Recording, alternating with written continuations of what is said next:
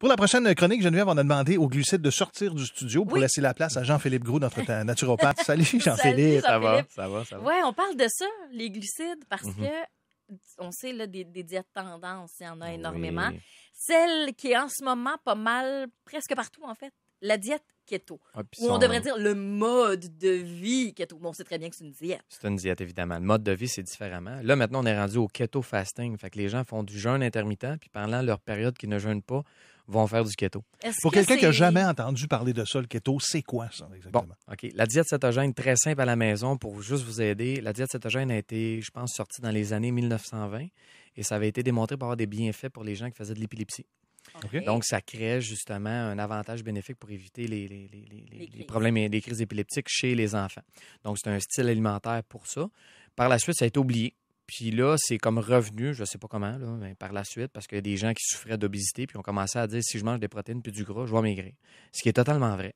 Fait que c'est une diète. Fait qu'autrement dit, ça va t'amener une perte de poids, mais est-ce que c'est nécessairement santé? Il faut être prudent. Ouais, parce OK. que c'est comme si on coupe tout ce qui est glucides. Oui, puis le problème à la maison, c'est que les gens, justement à la maison, qui n'ont pas d'expérience ou qui ne connaissent pas vraiment un peu la physiologie de l'être humain, vont s'auto-diagnostiquer ou s'auto-prescrire une diète keto qui est souvent très mal faite.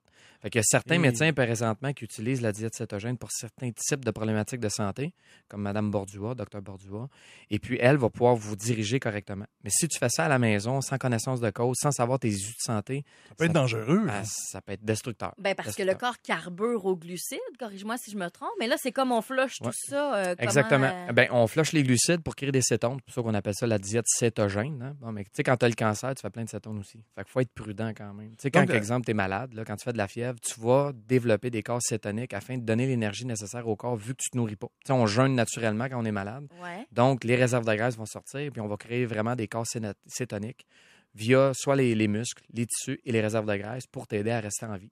Donc, la première étape serait de consulter. C'est ce que tu conseilles fortement. Tout à fait. Vérifier le bilan sanguin hein, pour s'assurer que justement la personne n'a pas de problème cardiaque ou de cholestérol élevé, tout ça, parce que c'est vraiment des diètes qui sont riches en graisse, donc en lipides. Et aussi, la qualité des lipides est importante. Là, il y a un gros débat présentement entre les huiles polyinsaturées et les gras saturés. Oui, ben oui. Hein, l'huile de coco versus, exemple, prendre de l'huile de canola. Tu sais, moi, je m'excuse, mais quelqu'un qui disait, moi, je suis du céto, puis je mange du bacon là, à toi matin, puis Ben, il y a eu ça à un je moment donné. mange du porc, là. là, c'est pas du bon gras, malheureusement. Là. T'es mieux d'y aller avec des gras qui sont plus équilibrés, comme l'huile de coco ou, mettons, le jaune d'œuf biologique, tu sais, de la viande nourrie à l'herbe. Mais Tu vas avoir une meilleure qualité de gras. l'affaire, c'est que quand on pense à glucides, on pense à fruits, Mhm. à beaucoup de Oui. fibres Ouais. aussi, tu sais, les carbs là, qu'on utilise. Ouais. Donc, c'est d'éliminer des fruits et des produits dans lesquels il y a beaucoup de fibres qui sont essentiels aussi. Je me fais l'avocat du diable, là. Tout à fait. C'est ça le problème. Les c'est fruits, qu'une ça en prend, là. une diète, ça amène un objectif. L'objectif, c'est la perte de poids. Ça ne va pas nécessairement amener la santé. Donc, c'est moins équilibré. Souvent, ce que j'enseigne à mes clients, c'est de dire rétablir ta santé. L'effet secondaire, c'est que tu vas perdre du poids. Donc, si tu fais un style ou un mode alimentaire, comme tu as appelé dès le début, et c'est pour uniquement perdre du poids sans t'occuper de tous tes symptômes, ben, malheureusement, ça va mener à l'échec. Tôt ou tard, tu vas abandonner. Il y a des Bon. étapes à suivre qui sont importantes, je pense, dans le processus Tout à de fait. peut-être utiliser cette façon de Ouais. consommer.